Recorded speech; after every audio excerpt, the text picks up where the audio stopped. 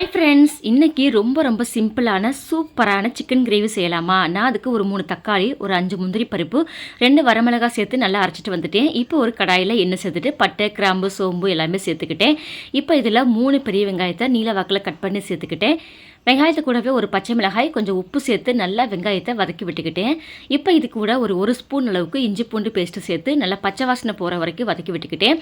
இப்போ நம்ம அரைச்ச தக்காளி பேஸ்ட்டை சேர்த்துட்டு அதையுமே நல்லா எண்ணெய் பிரிஞ்சு வர வரைக்கும் வதக்கின பிறகு 2 ஸ்பூன் மல்லித்தூள், 1 ஸ்பூன் மிளகாய் தூள், ஒரு அரை ஸ்பூன் கரம் மசாலா, கொஞ்சம் சிக்கன் மசாலா, 2 ஸ்பூன் மல்லித்தூள், 1 ஸ்பூன் மிளகாய் தூள், ஒரு அரை ஸ்பூன் கரம் மசாலா, கொஞ்சம் மஞ்சள் தூள், ஒரு ஸ்பூன் சிக்கன் மசாலா இதெல்லாம் சேர்த்துட்டு நல்லா கலந்து கொடுத்த பிறகு சிக்கனுக்கு தேவையான அளவு தண்ணி சேர்த்து உப்பு போட்டு மூடி வச்சுட்டேன்.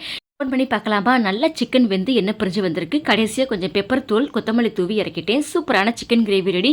இன்றைக்கி பார்த்தீங்கன்னா தேங்காய் பால் சாதம் சிக்கன் கிரேவி. இந்த ரெசிபி பிடிச்சிருந்தா லைக் பண்ணுங்கள். தேங்க்யூ.